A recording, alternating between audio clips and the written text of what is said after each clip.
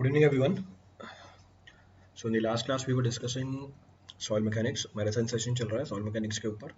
We are almost on the verge of completing the entire subject. तो geotechnical आपका खत्म हो जाएगा, इसके बाद फाउंडेशन बचेगी.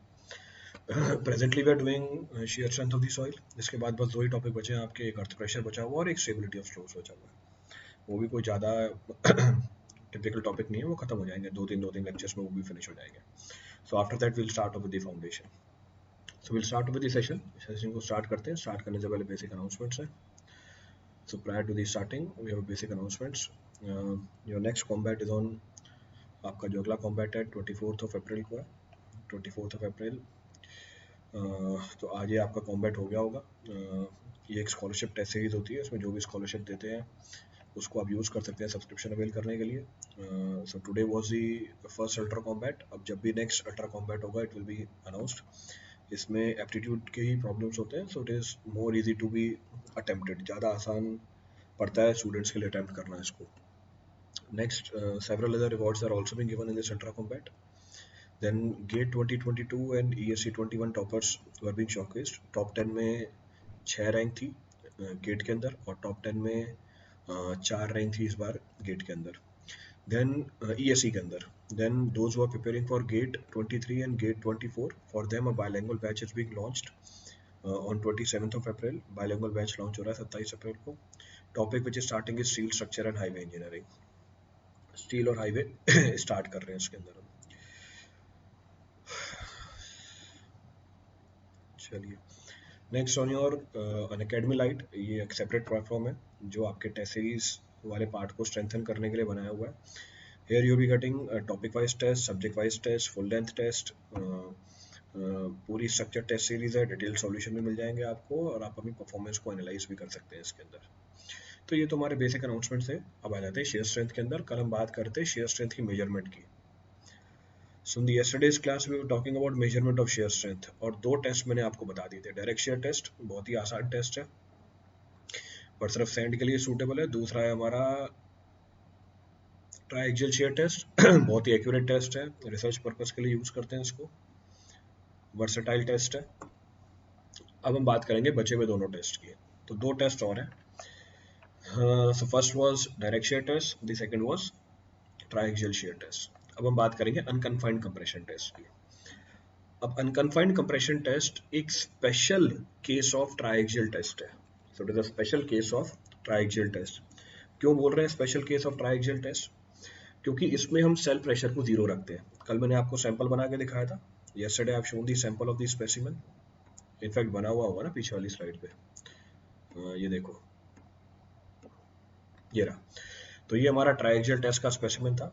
अब अनकन्फाइंड कंप्रेशन टेस्ट के अंदर क्या करते हैं, पहली स्टेज के अंदर जो हम सेल प्रेशर लगाते हैं यानी सिग्मा 3, उसको जीरो कर देते हैं. This is kept equal to zero. बस करते क्या है, दूसरी स्टेज के अंदर डेविएटर स्ट्रेस लगाते हैं. In the second stage we only apply the deviator stress, और नोट कर लेते हैं वो स्ट्रेस जिसमें सैंपल क्या कर जाए, फेल कर जाए. तो इस बार सिग्मा 3 की वैल्यू जीरो. अगर सिग्मा 3 की वैल्यू जीरो तो आपको बस क्या मिलेगा, सिग्मा 1 ही मिलेगा. You will only get the value of sigma 1. Sigma deviator इस बार सिग्मा 1 के बराबर होगा, क्योंकि सॉइल का सैंपल वही है, शेयर स्ट्रेंथ वही निकल के आएगी हर बार. तो इसका मतलब एक ही मोर सर्कल बनेगा आपका. Only one more circle will be observed in this case. ये बहुत ही क्विक टेस्ट है, बहुत ही क्विक टेस्ट है, इसलिए पानी को हम क्या करते हैं, अलाउ नहीं करते ड्रेन आउट होने के लिए. इसका मतलब ये क्या है, अनट्रेन टेस्ट है. तो this test is undrained condition only. तो अनट्रेन कंडीशन में एनालाइज करोगे आप. नेक्स्ट इसको यूज करते हैं किसके लिए, हम फुल्ली सैचुरेटेड सॉइल के लिए. It is use for fully saturated clay soil. उसी के लिए काम करेगा, बाकी से सॉइल के लिए काम ही नहीं करेगा. अब क्योंकि सिग्मा 3 की वैल्यू जीरो है, सिंस सिग्मा 3 इज जीरो, तो आपको हर बार फेलियर पे जो प्रिंसिपल स्ट्रेस मिलेगी वो सिग्मा 1 के बराबर ही मिलेगी. इसका मतलब एक ही मोर सर्कल बनता है. इसका मतलब इस बार एक ही मोर सर्कल बनेगा, वो भी बना के दिखा रखा है. So only one more circle is formed, क्योंकि सिग्मा 3 की वैल्यू फेलियर पे क्या है, जीरो है. जब भी आप टेस्ट परफॉर्म करोगे सिग्मा 1 की वैल्यू मिलेगी आपको which is not equal to zero, जो जीरो के बराबर नहीं है. क्लियर है. तो हर बार एक ही मोर सर्कल बनेगा, एक ही मोर सर्कल बनेगा. इसका मतलब अगर मैं क्ले सॉइल है, कूलॉम्ब एनवेलप बनाऊंगा, तो मोर कूलॉम्ब एनवेलप ये किससे पास करता हुआ जाएगा, ये पास करता जाएगा मैक्सिमम शेयर स्ट्रेस वाले पॉइंट से. अगर मैं सर्कल का रेडियस निकालूं, अगर मैं सर्कल का रेडियस निकालूं, सर्कल की रेडियस किसके बराबर निकल के आ रही है, sigma 1 minus sigma 3 at failure divide by 2 which is equal to what, sigma 1 by 2, जो किसके बराबर है, सिग्मा 1 एट फेलियर बाय 2 के बराबर है। यही रेडियस है और यही क्या है हमारी कोहेजन है, दिस इज अवर कोहेजन। तो इस टेस्ट के अंदर वो स्ट्रेस जिस पे सैंपल फेल कर जाए इसको हम क्या बोल देते हैं, अनकन्फाइंड कंप्रेसिव स्ट्रेंथ। तो हमारा sigma 1 at failure is technically termed as unconfined compressive strength, और टेस्ट का नाम भी देख लो क्या है, अनकन्फाइंड कंप्रेशन टेस्ट है। तो जो रिजल्ट निकल के आता है वो किसका निकल के आता है, अनकन्फाइंड कंप्रेसिव स्ट्रेंथ का निकल के आता है। तो सॉइल की शेयर स्ट्रेंथ क्या होगी, तो सॉइल की शेयर स्ट्रेंथ क्या होगी, क्लेई सॉइल है, फ्रिक्शन जीरो है, this will be equal to cohesion only which will be equal to what, unconfined compressive strength by 2, और you can say sigma 1 by 2। ये सिग्मा 1 बाय 2 के बराबर आती है। तो बहुत ही आसान टेस्ट है, डायरेक्टली सवाल मिलते हैं इसके ऊपर आपको, सिग्मा 1 एट फेलियर बाय 2, तो unconfined compressive strength by 2।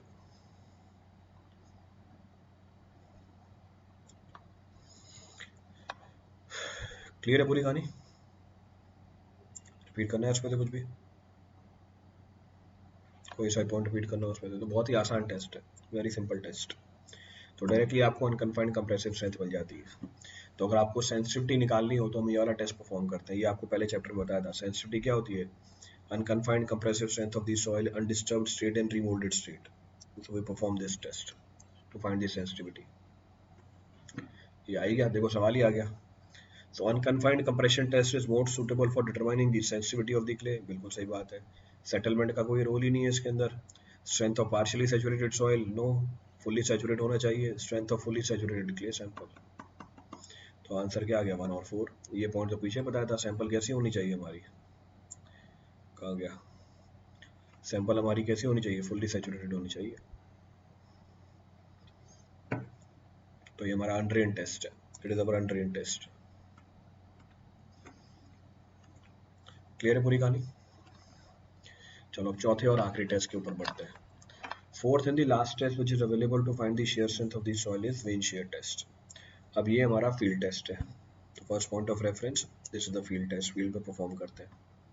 Second point of reference, इस टेस्ट में कोई मैकेनिज्म नहीं है to measure the pore pressure, ना कोई मैकेनिज्म होती है पोर प्रेशर को मेजर करने की, ना कोई ड्रेनेज की फैसिलिटी होती है।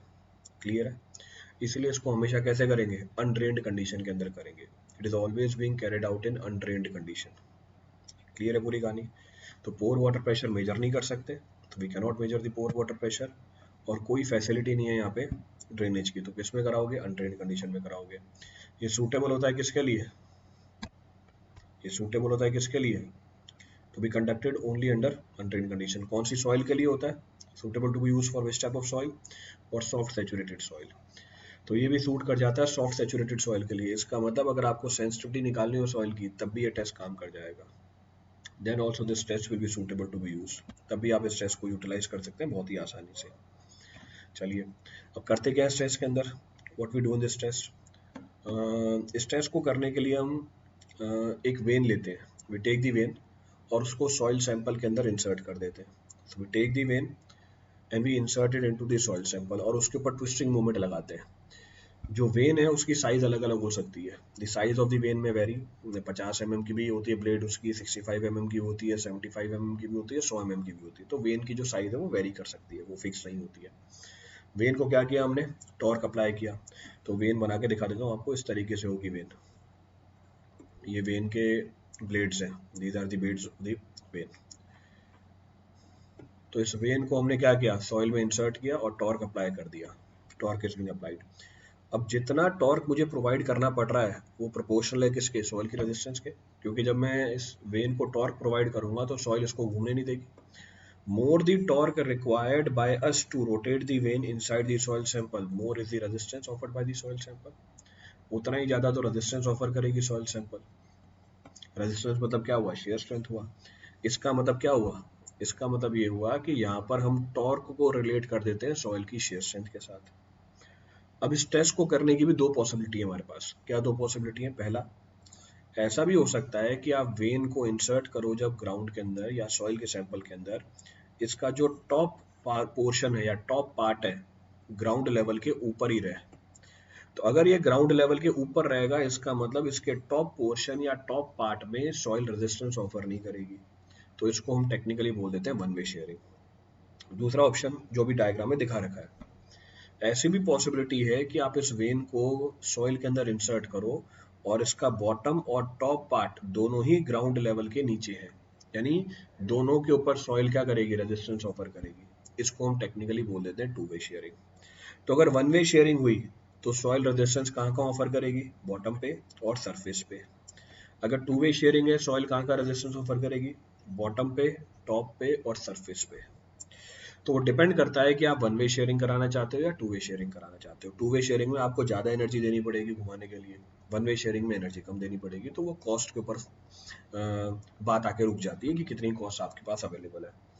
अब करना क्या है, मुझे फोर्स वेलिंग की इक्वेशन लगानी है, तो जो टॉर्क है उसको मैं किसके बराबर कर दूंगा, जो शेयर रेजिस्टेंस है into shear resistance multiplied by area, force आ जाएगा, मल्टीप्लाई कर दूंगा आर से, टॉर्क आ जाएगी। तो अगर टू वे शेयरिंग की बात करें, जो टू वे शेयरिंग की बात करें, उस केस में हमारी शेयर स्ट्रेंथ कितनी निकल के आती है, टॉर्क जो हमने अप्लाई किया divide by pi D square by 2 into H plus G by 3। इस एक्सप्रेशन को मैं डिराइव कर सकता हूँ, पर डिराइव करने का कोई मतलब नहीं है, वेस्टेज ऑफ टाइम है, इसलिए डायरेक्टली लिख दिया। अगर ये फ्रूटफुल होता हमारे लिए, मैं इसको भी डिराइव करके दे देता। हाउएवर यूट्यूब पे और स्पेशल क्लास में मैंने पूरा सॉल्व करा रखा है, उसमें डेरिवेशन भी करा रखी है, प्लस पे भी करा रखा है, उसमें भी डेरिवेशन करा रखी है। तो अगर आपको डेरिवेशन में इतना इंटरेस्ट है, आप वहाँ से देख सकते हैं, लेक्चर्स अवेलेबल है। उसी तरीके से अगर वन वे शेयरिंग हो, टॉर्क की वैल्यू या शेयर स्ट्रेंथ की वैल्यू हम रिलेट कर सकते हैं बाय द सेकंड रिलेशनशिप। तो shear strength is equal to, और जो हमारा रेजिस्टेंस है सॉइल का, which is equal to torque which is applied by S pi D square by 2 into H plus D by 6। तो वैसे फैक्टर का फर्क पड़ता है, बाकी सारी कहानी वही है। तो यहाँ से भी हम शेयर स्ट्रेंथ निकाल सकते हैं। तो ये हमारी सॉइल की क्या है, शेयर स्ट्रेंथ है, यानी कोहेजन है। This is the share strength और कोहेजन। तो सेंसिटिविटी क्या होती है, सेंसिटिविटी होती है unconfined compressive strength. Unconfined compressive strength कितनी होगी, ट्वाइस ऑफ कोहेजन होगी, अभी पीछे रिलेशन निकाला था, तो ट्वाइस ऑफ कोहेजन निकल के आएगी। और कोहेजन की वैल्यू किसके बराबर है, ये शेयर स्ट्रेंथ के बराबर है। तो वैल्यू पुट करो, आपको क्या मिल जाएगी, सेंसिटिविटी मिल जाएगी, you will get the sensitivity. तो इसका मतलब अनकन्फाइंड कंप्रेशन टेस्ट और वेन शेयर टेस्ट की मदद से आप क्या कर सकते हो, सेंसिटिविटी ऑफ सॉइल निकाल सकते हो। You can find the sensitivity of the soil. Clear है पूरी कहानी।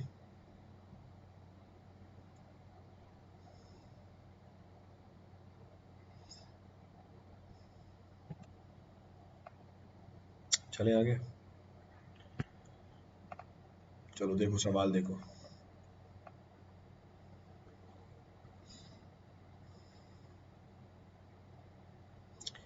Refer the problem. Problem says in a laboratory vein shear test apparatus is used to determine the shear strength of the clay sample. ठीक है, shear strength of the clay sample and only one end of the vein takes part in the shearing. तो one way shear है, तो बोला torque की value बता दो। ये तो पीछे बताया था आपको,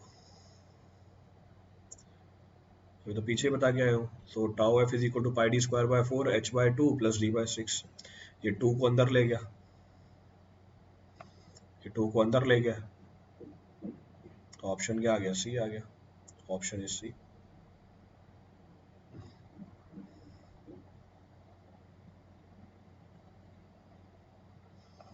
क्लियर है, सिंपल सवाल है तो कोई। तो प्रॉब्लम देखोगे सिंपल सिंपल से ही, कोई इशू नहीं है प्रॉब्लम्स के अंदर, देयर इज नो इशू। ये क्या आ गया, अच्छा अब डिस्कशन है। चलो अब डिस्कशन करनी है share strength of the different type of soil की।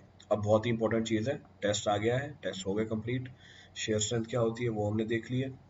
अब हम बात करेंगे जो पिछले वाले टेस्टों का रिजल्ट है वो क्या निकल के आता है, इसके ऊपर डायरेक्ट प्रॉब्लम्स बनती हैं। तो तसल्ली से बैठ के सुनना है इस पूरी बात को जो मैं डिस्कस कर रहा हूँ। पहले हम बात कर रहे हैं shear strength of clay soil की। पहले मैं बात कर रहा हूँ किसकी, shear strength of clay soil की। Shear strength of clay soil, 3 test है हमारे, unconfined, unconsolidated undrained test, then consolidated undrained test, then consolidated drain test। तीनों टेस्ट में अलग अलग डिस्कशन करेंगे। तो पहला है हमारा अनकंसोलिडेटेड अनड्रेन टेस्ट। पहले अगर हम बात करें अनकंसोलिडेटेड अनड्रेन टेस्ट की, तो अगर यूयू टेस्ट की बात करें, इसमें ड्रेनेज परमिटेड नहीं है, ना तो पहली स्टेज के अंदर, ना फाइनल स्टेज के अंदर। So it is not permitted during the final stage, first stage that is cell pressure stage and deviator stage, दोनों में हमारा ड्रेनेज परमिट नहीं होता है इसके अंदर। सॉइल पूरी सेचुरेटेड है पर कोई कंसोलिडेशन नहीं होती, there is no consolidation even during the application of cell pressure, क्योंकि आपने ड्रेनेज को परमिट ही नहीं किया। यहाँ पे कम से कम 3 सैंपल के ऊपर टेस्ट परफॉर्म किया जाता है। जो भी रिजल्ट निकल के आता है उसके करस्पॉन्डिंग हम क्या बनाते हैं, मोर सर्कल बना लेते हैं। तो उसके करस्पॉन्डिंग मैंने मोर सर्कल बनाया, corresponding to that the Mohr circle is being drawn. तो देखो मोर सर्कल बना हुआ है। मोर सर्कल का जो रेडियस है वो मुझे क्या बताएगा, तो मोर सर्कल की रेडियस यही है, डायग्राम में मार्क करके दे रहा हूँ। मोर सर्कल की जो रेडियस है वो मुझे क्या बताएगी, वो मुझे शेयर स्ट्रेंथ बता देगी, that is equal to shear strength only, वही कोहेजन के बराबर है। अब मोर सर्कल की रेडियस शेयर स्ट्रेंथ के बराबर है और सॉइल का सैंपल वही है, इसका मतलब हर बार जब आप टेस्ट परफॉर्म करोगे, तो आपने कम से कम 3 सैंपल के ऊपर टेस्ट परफॉर्म किया, हर बार जब आप टेस्ट परफॉर्म करोगे जो डिफरेंस होगा किसके अंदर, मेजर और माइनर प्रिंसिपल स्ट्रेस के अंदर दिखा रखा है, यानी डेविएटर स्ट्रेस, ये सेम निकल के आएगी। So every time the deviator stress will come out to be same. तो पहले टेस्ट का रिजल्ट सिग्मा 3 सिग्मा 1, दूसरे टेस्ट का रिजल्ट सिग्मा 1 सिग्मा 3, तीसरे टेस्ट का रिजल्ट सिग्मा 1 सिग्मा 3। इसका डिफरेंस क्या कहलाता है, डेविएटर स्ट्रेस कहलाता है। तो हर बार डेविएटर स्ट्रेस सेम आ रहा है क्योंकि डेविएटर स्ट्रेस डायमीटर के बराबर है, इसका आधा करूंगा रेडियस के बराबर आएगा, और वो रेडियस हमारी किसके बराबर है, शेयर स्ट्रेंथ के बराबर है। तो जब सॉइल का सैंपल वही है तो शेयर स्ट्रेंथ तो वही निकल के आनी चाहिए। इसका मतलब ये हुआ कि यहाँ पे हर बार हमारे मोर सर्कल की रेडियस या डायमीटर क्या निकल के आएगी, सेम निकल के आएगी। क्लियर है चीज।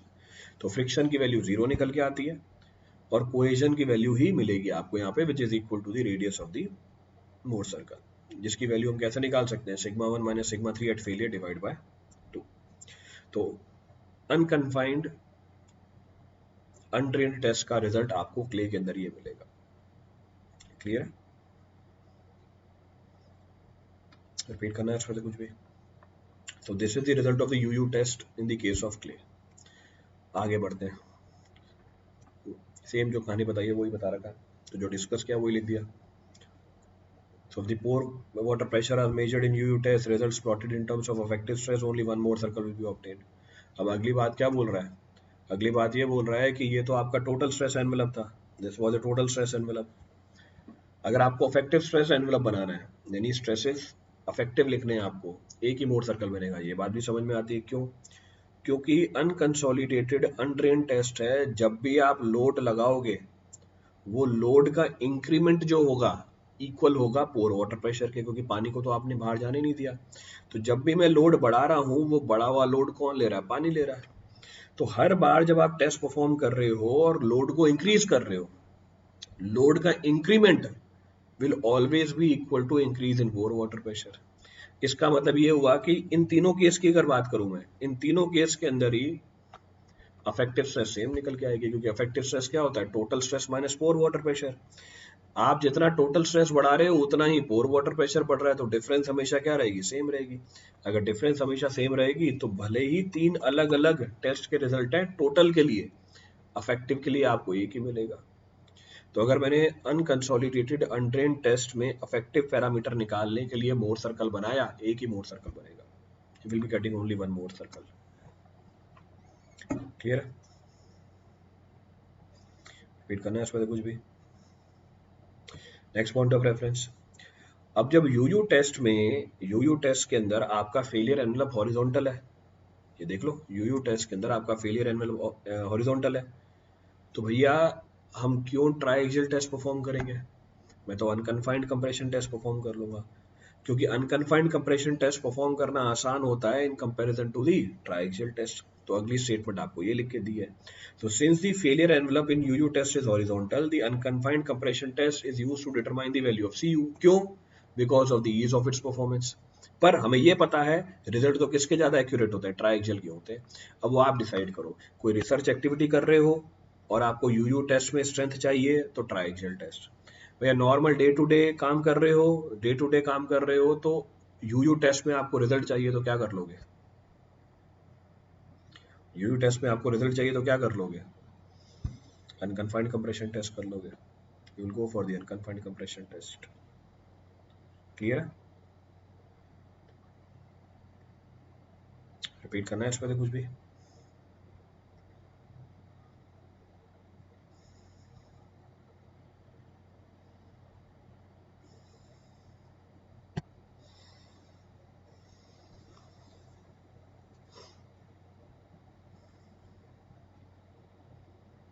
कोई सा ही पॉइंट रिपीट करना हो उसमें से अब?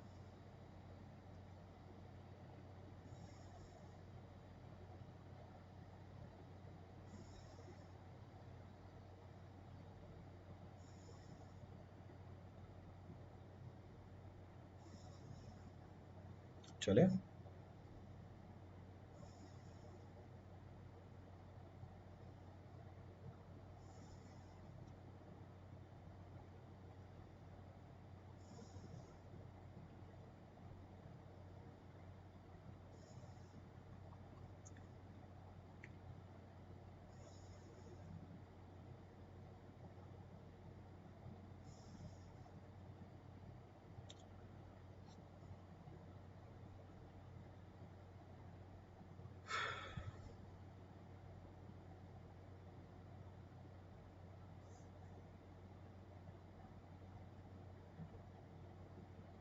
Shall we continue?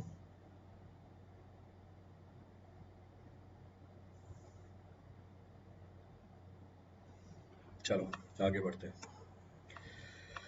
Next very important note, अभी 2 साल पहले इसके ऊपर ईएससी के अंदर प्रॉब्लम भी आई हुई है डायरेक्टली। स्टैंडर्ड एक्सप्रेशन है, डायरेक्ट रिजल्ट पूछा हुआ है। क्या बोल रहा है ये?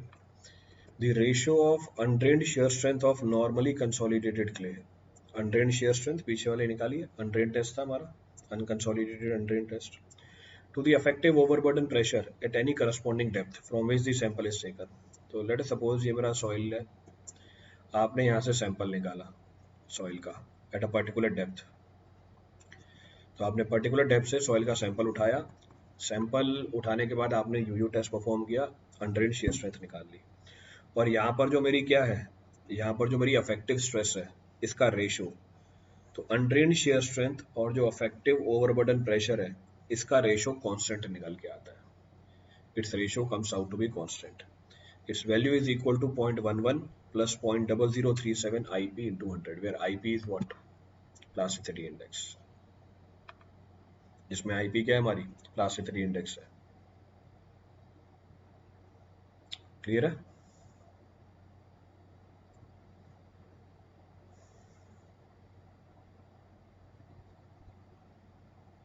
तो इक्वेशन ध्यान रखना,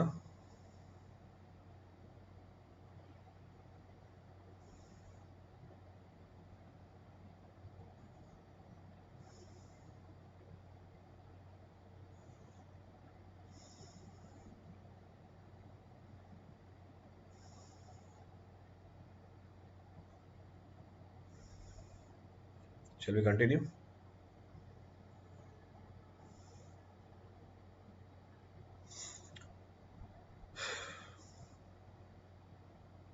चलो आगे बढ़ते हैं। देखिए अगला सवाल क्या है।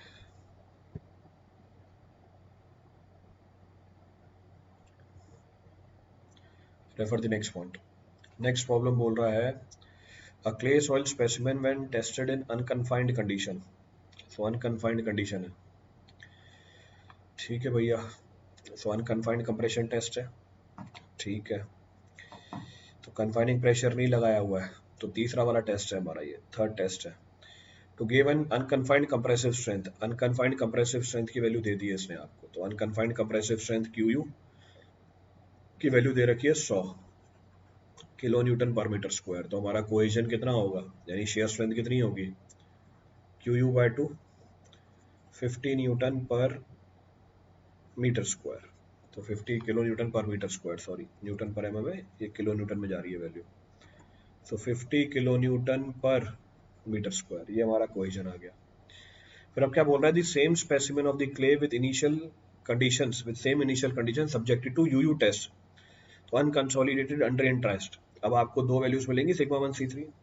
तो अब बोल रहा है कि जो मेरा सिग्मा 3 है सेल प्रेशर, ये है 100 kilo newton per metre square. तो बोल रहा है एक्सियल स्ट्रेस निकाल दो कितना होगा। तो तो बोल रहा है एक्सियल स्ट्रेस निकाल दो कितना, यानी सिग्मा 1 की वैल्यू पूछ रहा है। तो सिग्मा 3 एट फेलियर पता है आपको, सिग्मा 1 एट फेलियर की वैल्यू पूछ रहा है। तो हमें पता ही है कि सॉइल की जो शेयर स्ट्रेंथ होती है वो है sigma 1 minus sigma 3 at failure divide by 2। डाल दो value. So 50 is equal to sigma 1 निकालना है फेलियर पे, सिग्मा 3 दे रखा है 100 इंटू 2। तो सिग्मा 1 एट फेलियर कितना हुआ, 100 प्लस 100, सो 200। तो ये हमारा एक्सियल स्ट्रेस आ गया, this is our axial stress. This was being asked, यही पूछा गया था इसके अंदर कि भैया एक्सियल स्ट्रेस की वैल्यू बता दो कितनी आ रही है।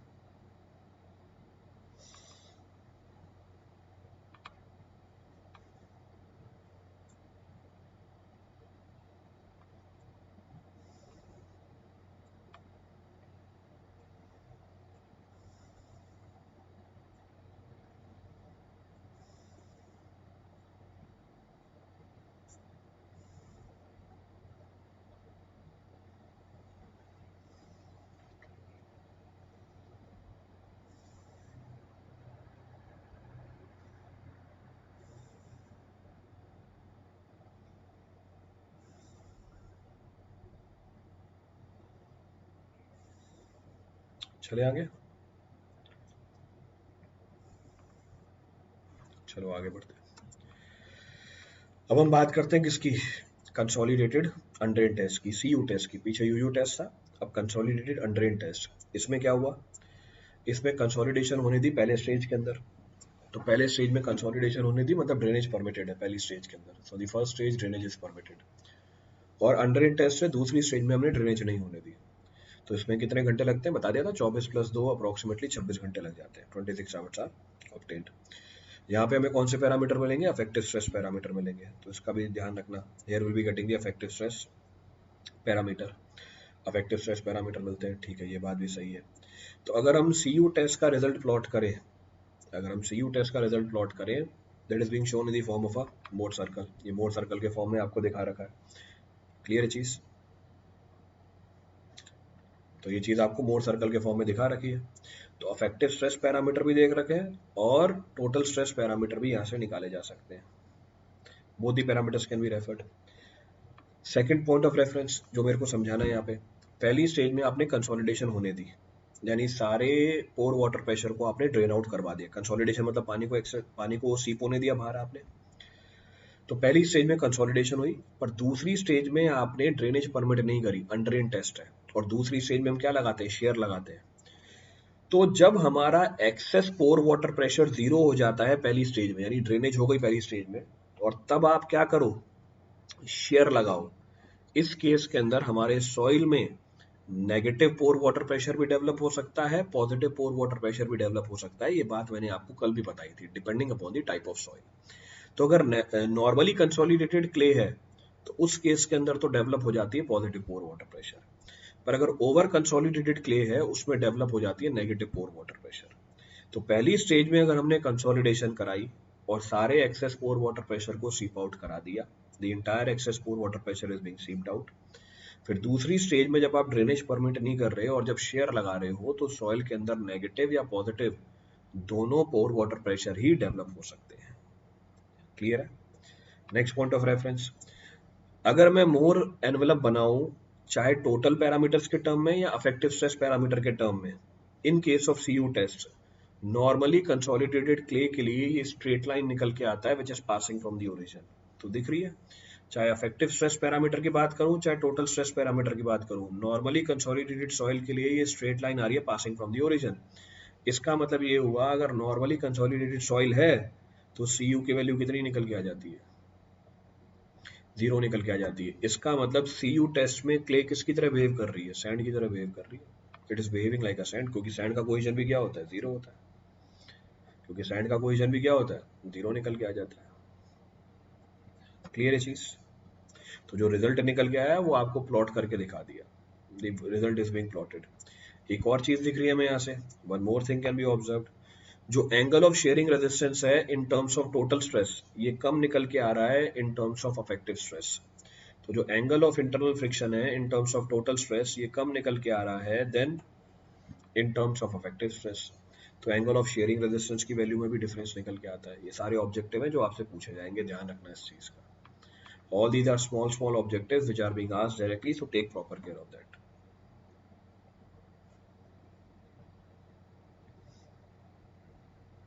Clear है?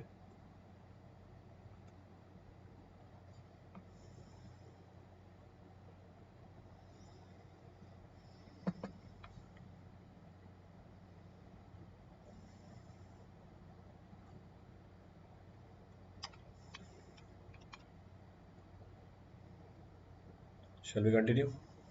चलो आगे बढ़ते हैं। अब हम बात करें अगर सीडी टेस्ट की। Now if I talk about the CD test, तो पहले स्टेज में भी ड्रेनेज परमिट किया और दूसरी स्टेज में भी ड्रेनेज को परमिट किया। पहली स्टेज में ड्रेनेज परमिटेड, दूसरी स्टेज में ड्रेनेज परमिटेड। क्या मिलेंगे आपको? इफेक्टिव स्ट्रेस पैरामीटर मिलेंगे। पर हमें पता है कि ये टेस्ट होने में टाइम बहुत ज़्यादा लगता है, तो अगर आपको इफेक्टिव स्ट्रेस पैरामीटर निकालने तो आप कहाँ से निकाल लोगे? वो तो आप सी यू टेस्ट से निकालोगे। सी डी टेस्ट को हम प्रेफर ही नहीं करते। We don't prefer the C D test. यहाँ पर भी अगर हम नॉर्मली कंसोलिडेटेड क्ले की बात करें, it comes out to be a straight line passing through origin. तो अगर वो ओरिजिन से पास कर रहा है, कोहेजन की वैल्यू 0। पर ओवर कंसोलिडेटेड क्ले के लिए it comes out to be a straight line which is not passing through origin. Exactly तो स्ट्रेट होती नहीं है, स्लाइटली कर्व्ड होती है। तो आपको ओवर कंसोलिडेटेड क्ले के लिए क्या मिल जाएगी? कोहेजन मिल जाएगी। You will get the value of the cohesion. तो एक क्ले के लिए तीनों टेस्टों के रिजल्ट ध्यान रखना। तो पहला टेस्ट यूयू टेस्ट, फ्रिक्शन नहीं मिलेगी, कोहेजन मिलेगी। दूसरा टेस्ट हमारा है सीयू टेस्ट, कोहेजन नहीं मिलेगा, फ्रिक्शन मिलेगा। तीसरा टेस्ट अगर नॉर्मली कंसोलिडेटेड है, सिर्फ फ्रिक्शन मिलेगा। ओवर कंसोलिडेटेड है, आपको दोनों चीजें मिल जाएंगी।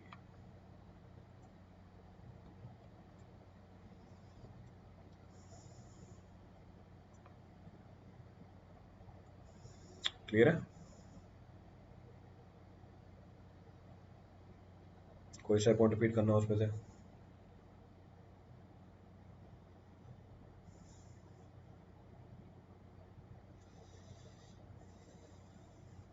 Any point two benefit on this?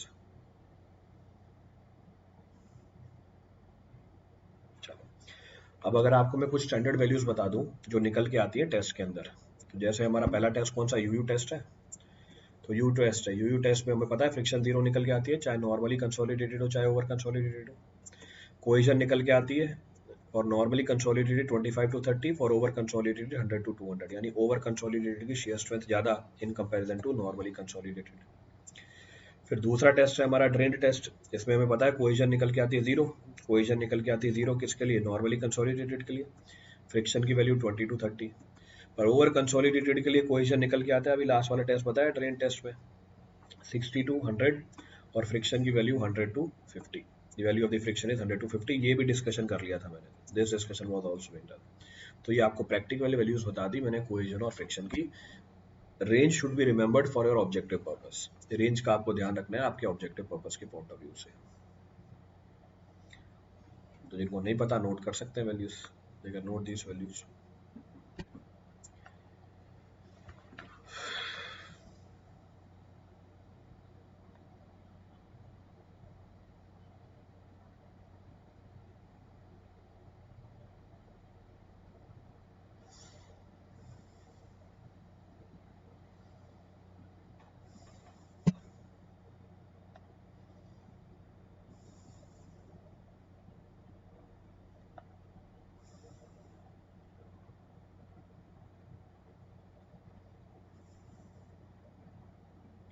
चले आगे।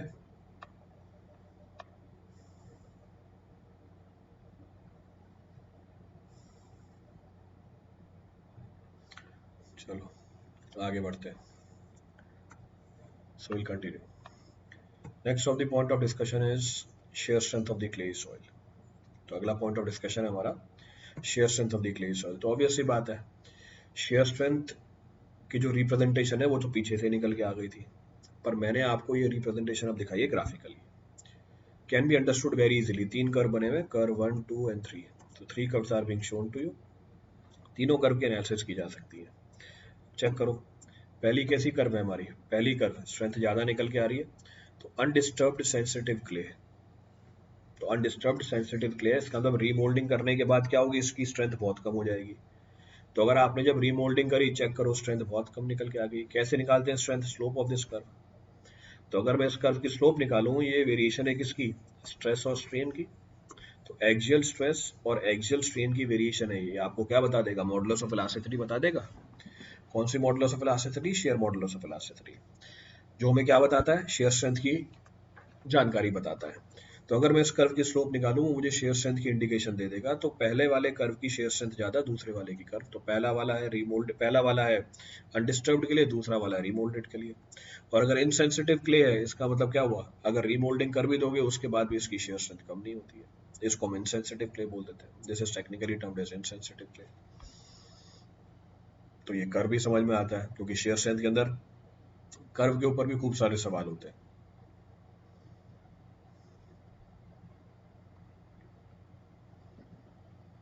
क्लियर है?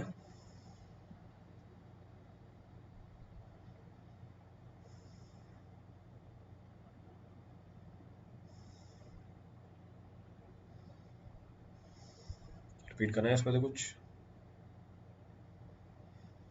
चलो आगे बढ़ते हैं फिर। Next point of reference. Next point of reference, पीछे हम बात कर रहे थे नेगेटिव और पॉजिटिव पोर वाटर प्रेशर के बारे में। आपको जानकारी भी दी थी कि अगर नॉर्मली कंसोलिडेटेड क्ले है और आपने शेयरिंग स्टेज के अंदर ड्रेनेज परमिट नहीं करी, उसमें पॉजिटिव पोर वाटर प्रेशर डेवलप होगा, यानी उसकी वॉल्यूम क्या हो जाएगी? कम हो जाएगी, क्योंकि पानी बाहर निकलेगा। पर अगर ओवर कंसोलिडेटेड क्ले है और आपने शेयरिंग स्टेज के अंदर शेयर लगाया, इसमें नेगेटिव पोर वाटर प्रेशर डेवलप हो जाएगा। तो वॉल्यूम क्या होती है? कम होती है, वॉल्यूम डिक्रीजेस। क्यों?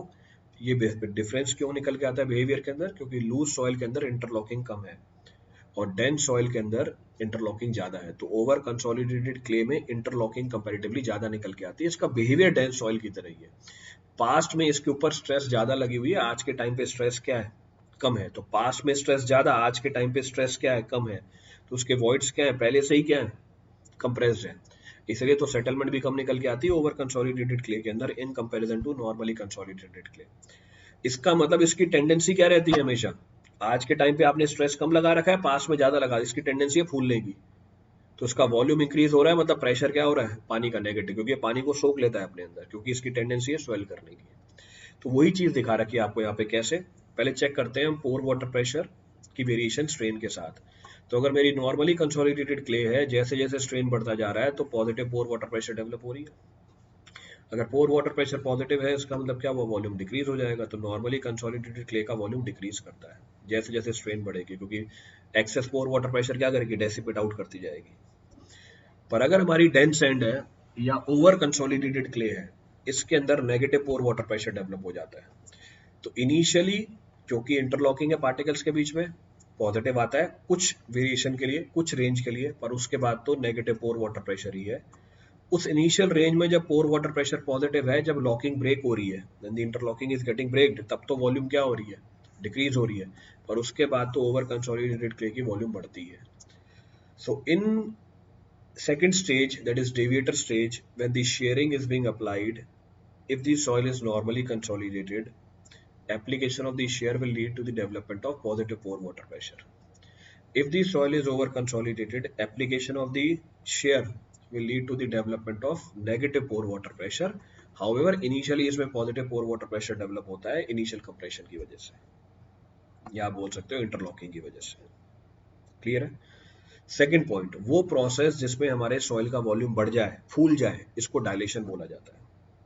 तो वो सॉइल जिनके वॉल्यूम बढ़ने की टेंडेंसी होती है, इन मटेरियल्स को हम डायलेटेड मटेरियल्स बोलते हैं। These are technically termed as dilated materials. तो इनके वॉल्यूम इंक्रीज करने की टेंडेंसी है, जैसे ही शेयर लगाओगे वॉल्यूम बढ़ जाएगा, तो उसको हम डायलेशन बोल देते हैं। This is technically termed as dilation. Clear है?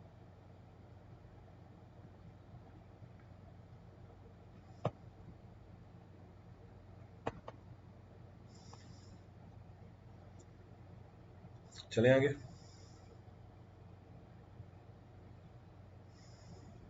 शैल वी कंटिन्यू?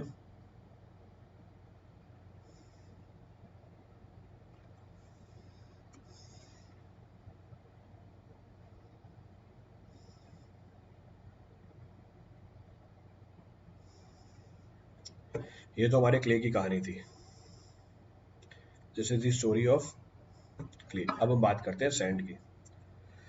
अगर हम सैंड की बात करें, if you talk about the sand, देखो सैंड की स्टोरी, वही डेंस सैंड है, लूज सैंड है। डेंस सैंड में इंटरलॉकिंग मिलेगी आपको और फ्रिक्शन भी मिलेगा, लूज सैंड में स्ट्रेंथ होगी सिर्फ फ्रिक्शन की वजह से। तो डेंस सैंड में क्योंकि दो कंपोनेंट स्ट्रेंथ को इंपार्ट कर रहे होते हैं, उसकी स्ट्रेंथ ज्यादा निकल के आती है। चेक करो, check the value of this stress strain curve. तो डेविएटर स्ट्रेस और एक्सियल स्ट्रेन की वैल्यू की वेरिएशन, ये स्ट्रेस नहीं है, स्ट्रेन है, एक्सियल स्ट्रेन। तो डेविएटर स्ट्रेस और एक्सियल स्ट्रेन की वैल्यू में जो डिफरेंस है वो हम देख रहे हैं। सेम पीछे वाली कहानी, एग्जैक्टली सेम स्टोरी, क्योंकि डेंस सैंड के अंदर स्ट्रेंथ ज्यादा निकल के आती है, डेंस सैंड के अंदर स्ट्रेंथ ज्यादा निकल के आती है, strength is more, see modulus of elasticity is more. फिर हमें ये भी पता है कि डेंस सैंड के अंदर स्ट्रेंथ का एक कंपोनेंट है बिकॉज ऑफ इंटरलॉकिंग, और एक पॉइंट पे आके, यानी एक स्ट्रेन पे आके हमारी इंटरलॉकिंग ब्रेक कर जाती है। जब इंटरलॉकिंग ब्रेक कर जाती है स्ट्रेंथ कम होती है। कितनी स्ट्रेंथ कम हो गई? 20 से 30%। So 20 to 30% of the strength of the dense sand is because of the interlocking between the particles. Particles के बीच में जो इंटरलॉकिंग है। पर अगर वो ब्रेक भी हो जाए उसके बाद भी इसकी स्ट्रेंथ लूज सैंड से क्या है? उसके बाद भी इसकी स्ट्रेंथ लूज सैंड से क्या है? ज्यादा ही है। Even after that the strength of the dense sand is more than that of the loose sand. Clear है?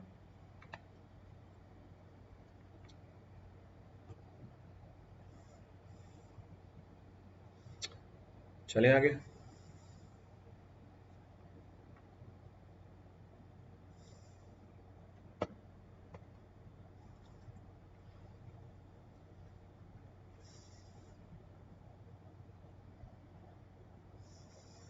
चलो, ये बात समझ में आती है। नेक्स्ट, पीछे आपको जानकारी दी थी कि जो ओवर कंसोलिडेटेड क्ले है वो किसकी तरह बिहेव करती है। जो ओवर कंसोलिडेटेड क्ले है वो बिहेव करती है हमारे डेंस सैंड की तरह, और जो नॉर्मल कंसोलिडेटेड क्ले है वो बिहेव करती है किसकी तरह? वो बिहेव करती है हमारे लूज सैंड की तरह। तो सेम वेरिएशन, यही वेरिएशन वॉल्यूम का और स्ट्रेन का दिखाया था, यही वेरिएशन पोर वाटर प्रेशर और स्ट्रेन का दिखाया था। तो चेक करो वेरिएशन। पोर वाटर प्रेशर स्ट्रेन के बढ़ने के साथ पॉजिटिव है, किसमें? लूज सैंड में, नॉर्मली कंसोलिडेटेड क्ले। और डिक्रीज कर रहा है या नेगेटिव पोर वाटर प्रेशर है किसके अंदर? डेंस सैंड के अंदर, यानी ओवर कंसोलिडेटेड। इसलिए डेंस सैंड की वॉल्यूम क्या करेगी? बढ़ेगी। लूज सैंड की वॉल्यूम क्या होगी? कम होगी। कहने का मतलब ये है कि अगर हम स्ट्रेन अप्लाई करें या स्ट्रेस अप्लाई करें लूज सैंड के ऊपर, इसमें पोर वाटर प्रेशर बढ़ जाता है। अगर पोर वाटर प्रेशर बढ़ जाता है इसका मतलब इसकी वॉल्यूम क्या होगी? कम होगी। अब इसका इम्पैक्ट क्या है? इसका इम्पैक्ट ये है कि लेट अस सपोज अगर सडन शेकिंग हुई, सडन वाइब्रेशन हुई, जैसे अर्थक्वेक के टाइम पे, अर्थक्वेक के टाइम पे पोर वाटर प्रेशर सडनली बढ़ जाती है। During the earthquake the pore water pressure suddenly increases. जैसे ही पोर वाटर प्रेशर सडनली बढ़ जाएगा तो क्या होगा? वॉल्यूम डिक्रीज कर जाएगी लूज सैंड की, ये कोलैप्स कर जाती है। इसको हम टेक्निकली बोलते हैं लिक्विफेक्शन। तो लिक्विफेक्शन आपको जनरली लूज सैंड के अंदर मिलेगा। You will find this liquefaction in the case of loose sand. Clear है? रिपीट करना है इसमें से कुछ भी? Any of the point to be referred from this for anyone? कोई सा ही पॉइंट रिपीट करना हो?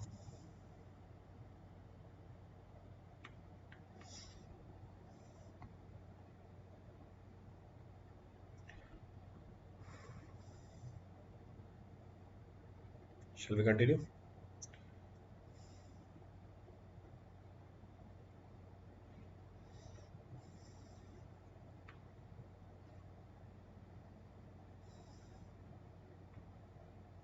चलो आगे बढ़ते हैं। देखिए, इसमें कुछ सवाल पूछे हुए हैं। अब सवाल क्या बोल रहा है? Consider the following statement. A sand with its void ratio higher than the critical void ratio increase in volume when sheared. अब इस बात को समझने की कोशिश करते हैं। क्रिटिकल वॉइड रेशियो वो वॉइड रेशियो है जिसपे सॉइल के वॉल्यूम में कोई चेंज नहीं आएगा। क्रिटिकल वॉइड रेशियो वो वॉइड रेशियो है जिसमें सैंड के अंदर वॉल्यूम में कोई चेंज नहीं आएगा। तो अगर मेरा void ratio critical void ratio से ज्यादा है, अगर मेरा void ratio critical void ratio से ज्यादा है, तो उस केस में तो वॉल्यूम क्या करेगी? घटेगी ना। ज्यादा void ratio critical void ratio की तरफ आएगा, वॉइड रेशियो का कम होना मतलब वॉल्यूम का कम होना। और अगर मेरा void ratio critical void ratio से कम है, इसका मतलब इसकी वॉल्यूम तो बढ़ेगी जब शेयरिंग होगी, क्योंकि अब वॉइड रेशो किसके पास आएगा, क्रिटिकल वॉइड रेशो के पास आएगा। समझने के लिए एग्जांपल ले लो, ये हमारा क्रिटिकल वॉइड रेशो, दो केसेस लिए वॉइड रेशो के। पहले केस में ये कम है, इसका मतलब वॉइड्स कम है, तो अगर आप शेयर करोगे ये अप्रोच करेगा क्रिटिकल वॉइड रेशो को, यानी इट विल बी इंक्रीजिंग, यानी वॉल्यूम बढ़ेगी। पर अगर आपकी void ratio critical void ratio से ज्यादा है और आपने शेयर किया, इट विल बी रिड्यूसिंग, यानी वॉल्यूम क्या करेगी, घटेगी। It means volume will be decreasing. Clear है चीज?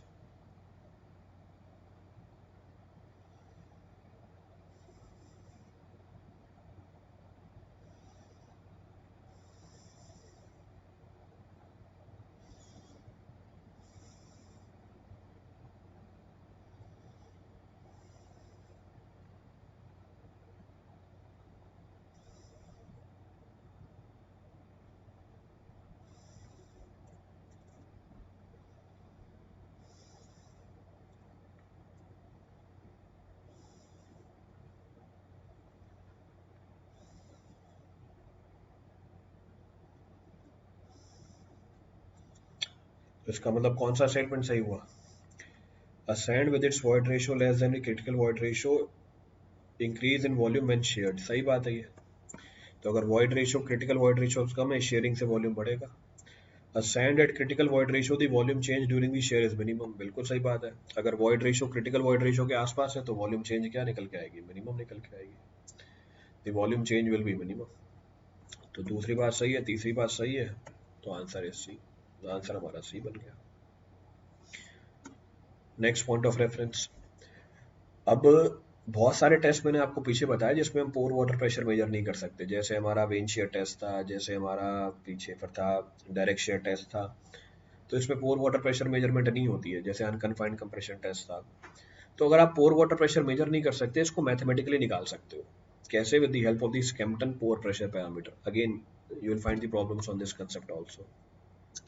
तो इसमें हम मैथमेटिकली पोर वाटर प्रेशर को कैलकुलेट कर सकते हैं। कैसे कैलकुलेट कर सकते हैं? जो भी पोर वाटर प्रेशर के अंदर चेंज आएगा उसको हम दो स्टेज में डिवाइड कर सकते हैं। पहली स्टेज में जब आप एक्सियल स्ट्रेस लगाते हो, सेल प्रेशर स्टेज, और दूसरा डेविएटर स्टेज। तो change in pore water pressure can be divided into two components. तो उसको मैंने समझाने के लिए जगह छोड़ रखी है, मैं ही डिराइव कर दूंगा पूरी कहानी। तो जो भी पोर वाटर प्रेशर में चेंज आएगा उसका एक कंपोनेंट तो पहली स्टेज का होगा, दूसरा कंपोनेंट दूसरी स्टेज का होगा। क्लियर है चीज? तो ये बात भी समझ में आती है। स्कैम्पटन ने मैथमेटिकली स्कैम्पटन ने मैथमेटिकली ये प्रूव किया कि change in pore water pressure is equal to B times of delta sigma 3 plus A times of delta sigma 1 minus delta sigma 3। तो Skempton mathematically analysed that change in pore water pressure is given by the following relationship. ये उसने mathematically derive करके बता रखा है। मैं ये relationship भी डिराइव करके दे सकता हूँ। Again it will consume huge time, ये बहुत ज्यादा टाइम कंज्यूम कर लेगी, और डिराइव करा रखी है मैंने प्लस में। You can see the notes, you will find the derivation of this relationship. ये हमारी स्कैम्पटन इक्वेशन है, this is given by the Skempton. अब इसको थोड़ा और रिफाइन कर सकते हो। कैसे रिफाइन कर सकते हो? How it can be refined? अगर मेरे को रिफाइन करना है दोनों इक्वेशन को, अगर मैं कंपेयर करूं, if I compare both the equation, क्या निकल के आ रही है? पहली, b into delta sigma 3 is equal to change in pore water pressure in stage 1। इसका मतलब b की वैल्यू क्या हुई? Change in pore water pressure in stage 1 by delta sigma 3। First point of reference. दूसरा, मैथमेटिकली b की value होती है 1/1 plus eta cv by cc। सबका मतलब पता है, porosity cv, cv coefficient of consolidation, cc compression index. और अगर मैं बात करूं b इंटू ए की, सो b इंटू ए, तो b इंटू ए मल्टीप्लाई हो जाएगा b into A, so b into A. तो जब मैं इसको मल्टीप्लाई करूंगा, so I will be getting b into A delta sigma 1, so b into A delta sigma 1 minus delta sigma 3। तो b into A delta sigma 1 minus delta sigma 3 दिख गया। ये किसके बराबर है? Change in pore water pressure in stage 2। So B into A delta sigma 1 minus delta sigma 3 is equal to change in pore water pressure in stage 2। इसका मतलब, इसकी मदद से आप क्या निकाल सकते हो? From here you can calculate what? आप A की वैल्यू कैलकुलेट कर सकते हो। So change in pore water pressure in stage 2 upon B into delta sigma 1 minus delta sigma 3, और B मैंने ऊपर लिखा हुआ है, B I mention the first case. तो ये हमारी पहली रिलेशनशिप बन गई, ये हमारी दूसरी रिलेशनशिप बन गई। तो यहाँ पे जो A और B है, इसको हम बोलते हैं Skempton pore pressure parameters. So here A and B are termed as Skempton pore pressure parameters. A और B की वैल्यू के ऊपर सवाल बनते हैं, A और B की वैल्यू के ऊपर सवाल बनते हैं। A की वैल्यू डिपेंड कर जाती है टाइप ऑफ सॉइल के ऊपर। The value of A depends upon different types of soil, तो लिखी हुई है टेबल के अंदर। Very loose saturated clay, extra sensitive soil, normally consolidated, lightly consolidated, heavily pre consolidated. तो अगर आप रेंज देखोगे कहाँ से कहाँ तक वेरी कर रही है, नेगेटिव भी हो सकती है, जीरो भी हो सकती है और पॉजिटिव भी हो सकती है, वन से ज्यादा भी हो सकती है, it can be more than one also. तो अगर आप स्कैम्पटन पोर प्रेशर पैरामीटर की रेंज देखोगे, ए की नेगेटिव भी हो सकती है, जीरो भी हो सकती है, वन से ज्यादा भी हो सकती है। जो बी की वैल्यू होती है ये डिपेंड कर जाती है डिग्री ऑफ सैचुरेशन के ऊपर। अगर सॉइल हमारी फुल्ली सैचुरेटेड है, ये रिलेशन पीछे लिख दी थी, अगर सॉइल मेरी फुल्ली सैचुरेटेड है, बी की वैल्यू होती है 1। अगर सॉइल हमारी फुल्ली ड्राई है, कंप्लीटली ड्राई है, तो बी की वैल्यू होती है 0। The value of B is 0। तो depending upon the value of degree of saturation, B varies in the range of 0 to 1। B हमारी वेरी कर जाती है 0 से लेके 1 के बीच में। तो ये हमारे स्कैम्पटन पोर प्रेशर पैरामीटर बन जाते हैं। These are Skempton pore pressure parameters. तो A and B are Skempton pore pressure parameter for saturated normally consolidated clay. तो सैचुरेटेड है तो B की वैल्यू 1 हो गई, A की वैल्यू लेस देन 1। देखो normally consolidated soil, normally consolidated soil यही है 0.7 से लेके 1.3, तो A के ऑप्शन मैच कर रहा था। A लेस देन 1, B की value 1। So A is less than 1 and value of B is equal to 1.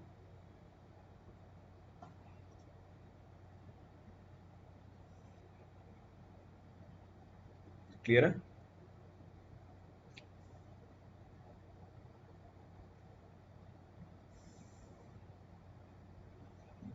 तो can be understood very easily, आसानी से समझ सकते हैं।